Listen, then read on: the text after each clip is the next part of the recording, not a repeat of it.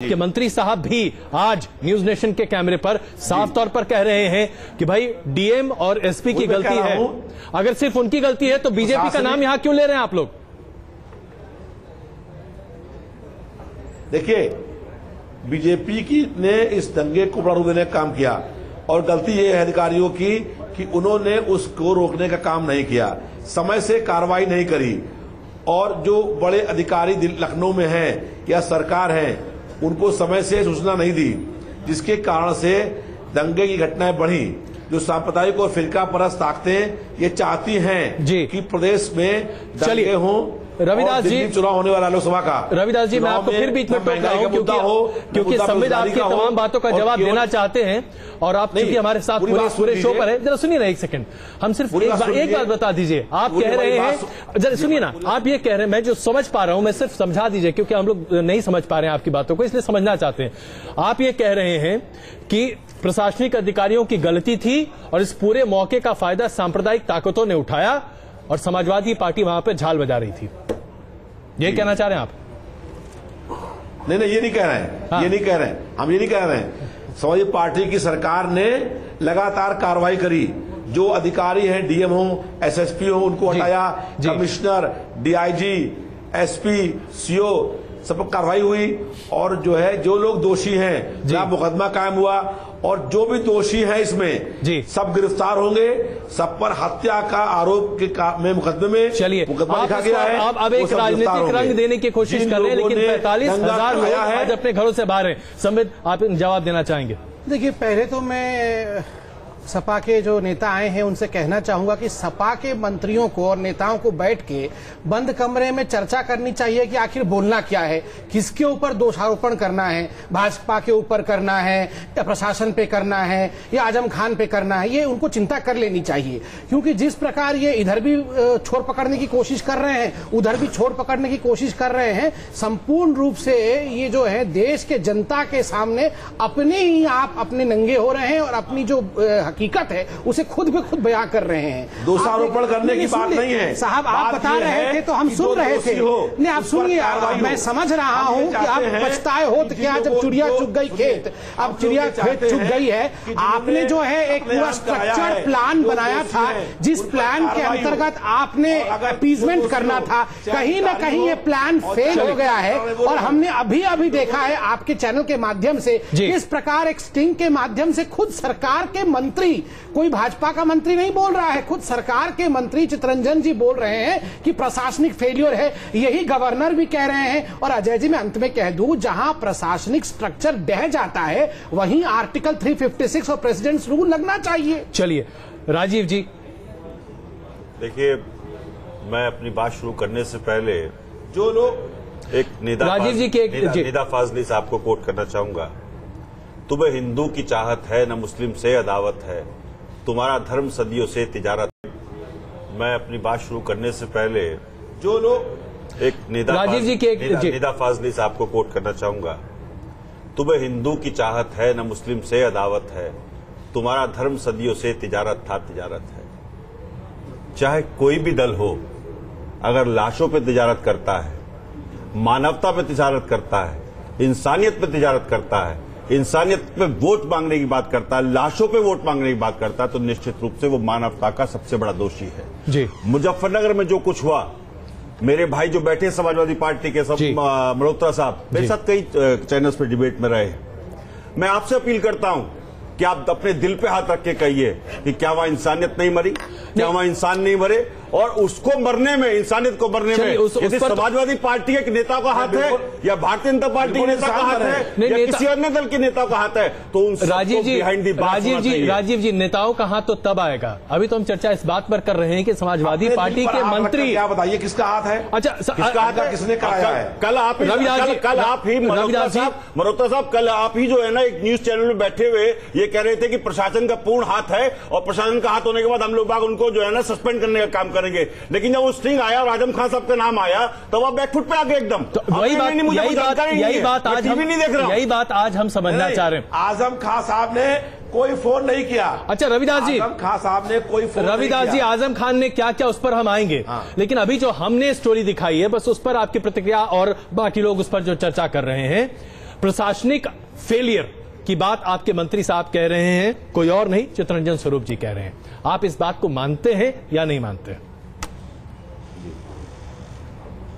हाँ, बिल्कुल मानते हैं। प्रशासनिक रूप से जो ढिलाई हुई और वहां पर घटनाओं को रोकने में जो फिरका परस्त ताकतें थी। चलिए अब आप इसमें ऐड ऑन कर रहे हैं, आपके ऐड ऑन पर हम लोग आते हैं। प्रशासनिक इसको कहते हैं कि by one get one free पर हम वापस आते हैं। लेकिन उसके पहले एक और आपको हमारे स्टिंग में एक और शख्स थे जो कि अमीर आलम, जो कि पूर्व सांसद रह चुके हैं, समाजवादी पार्टी के वरिष्ठ नेता हैं।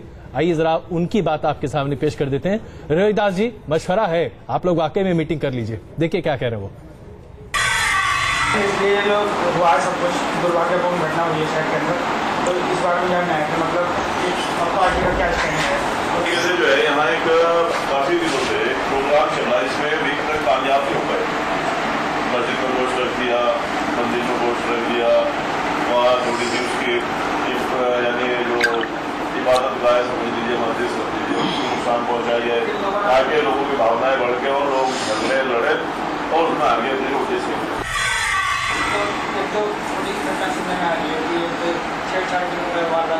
सबसे पहले तो छेड़छाड़ की वारदात ही हुई। कोई आदमी लिखने को यही नहीं पता मुझे हुआ कहाँ से, वो छेड़छाड़ की तो वारदात ही नहीं है। आए तो सही, कौन लड़की कह रही मेरे साथ छेड़छाड़ हुई, पिछले तो आज तक फोटो भी नहीं आया उस लड़की का।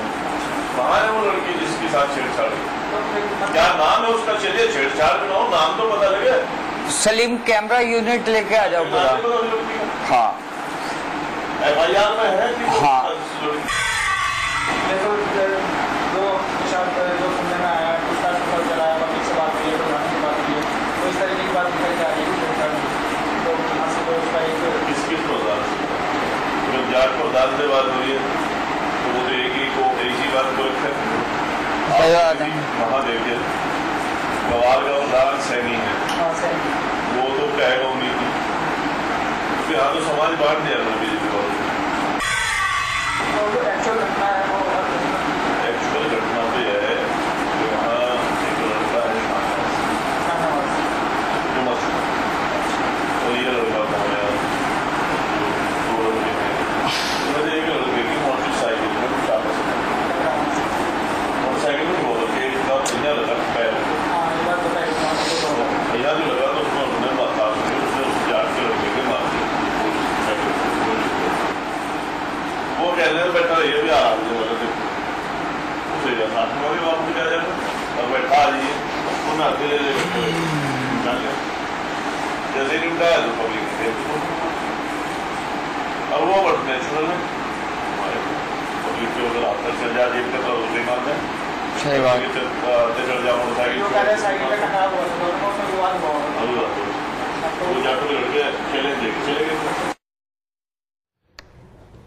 तो ये अभी आपने सारी बातें देखी। अब जरा यहां पर सोचिए, जिस मुद्दे को लेकर बताया जा रहा है कि ये पूरी की पूरी कवायद थी, ये पूरा फसाद जिसकी वजह बताई जा रही है, वही फसाद अपनी जगह पर नहीं है। और ये हमारे संवाददाता ने अपने खुफिया कैमरे पर ये रखी है। अमीर आलम साहब का ये ठोक कर दावा है और वहां पर आम आदमी से जब आप बात करें तो वो भी यही कहता हुआ दिखाई देता है कि छेड़छाड़ की तो बात हुई ही नहीं थी। रविदास जी, आपकी सरकार ये बार बार कहती रही कि छेड़छाड़ का मसला था और इसलिए बात छोटी सी थी, बड़ी हो गई। उसके बाद उसके वीडियो की बात भी सामने आई जो कि अभी तक सत्यापित नहीं हो पाई है। कोई CFL में ऐसी कोई रिपोर्ट भेजी ही नहीं गई है, कोई वीडियो भेजी नहीं गई है जिसके जरिए आप उसकी जांच करने की बात कहें। महापंचायत लगाने की बात, वो भी एक तरह से धारा 144 लगाने के बाद उसे लगाने दिया गया। तमाम फेलियर है, तमाम अलग अलग बातें आ रही हैं, क्या सच है? देखिए, ऐसा है, इसमें पूरी जांच हो और जांच होगी। इसमें जो दोषी लोग हैं, जिन लोगों ने नफरत फैलाई, अफवाहें फैलाई और सांप्रदायिक तनाव पैदा करने का काम किया, तमाम लोगों की हत्याएं हुई। मेरा एक मानना यह है जी कि जिन लोगों ने हत्याएं कराई हैं वो लोग न बचने पाए और जो हत्या करने का आरोप है, ये बात तो बड़ी हाइपोथेटिकल है। वो लोग हैं उस सरकार से ये बात बहुत हाइपोथेटिकल है जो ये दावा करती है कि वो तमाम आम आदमी की बातों को रक्षा करता है। आपकी टिप्पणी इस पर हम चाहेंगे। नहीं, देखिए उत्तर जो मुजफ्फरनगर के बारे में जो कुछ अभी तक चीजें सामने आई हैं उसके आधार पर मैं 2 बातें कह सकता हूं जी। अगर मैं भी इनकी तरह एक शेर का इस्तेमाल करूं, खुदा और नाखुदा दोनों की साजिश जान पड़ती है, जहां डूबी मेरी कश्ती वहां मौजूद थे दोनों। तो मुझे लगता है कि जो नेतृत्व करने वाले लोग हैं और जो स्थानीय स्तर पर प्रशासन चलाने वाले लोग हैं, ये दोनों कहीं न कहीं कश्ती डुबाने में दोनों का योगदान है। ये कहना सिर्फ कि साहब सिर्फ प्रशासन का मामला है, ये कहना कि सिर्फ लखनऊ में बैठे हुए लोगों का मामला है, नो, मुझे लगता है दोनों फेल किए हैं मुजफ्फरनगर की जनता के लिए। और ये दंगा जाहिर तौर पे एक पॉलिटिकल कॉन्स्पिरेसी, एक राजनीतिक षड्यंत्र का हिस्सा है, जिसमें कोई दो राय नहीं। और ले देकर इसका मकसद चुनाव में अपनी अपनी फसल उगाना है, अपनी अपनी फसल काटना है। और ये सारी चीजें एक्सपोज हो रही हैं। जो बातें कही जा रही थी वो सारी बातें एक्सपोज हो रही हैं। सारी चीजें एक्सपोज हो रही है और यही हमारा मकसद भी है कि सच तक पहुंचने की हम कोशिश करें। इससे पहले कि हम ब्रेक लें, चौधरी वीरपाल जी, आपकी एक छोटी प्रतिक्रिया, क्योंकि ये पूरा का पूरा इलाका माना जाता है कि आपका बहुत बड़ा वोट बैंक है। किसने राजनीति की और किस प्रशासनिक तंत्र ने वहां पर नाकामी की? देखिए अजय जी, अभी मेहरोत्रा जी कह रहे हैं कि हम जांच करवाएंगे, जिन्होंने हत्याएं की उनको बख्शा नहीं जाएगा।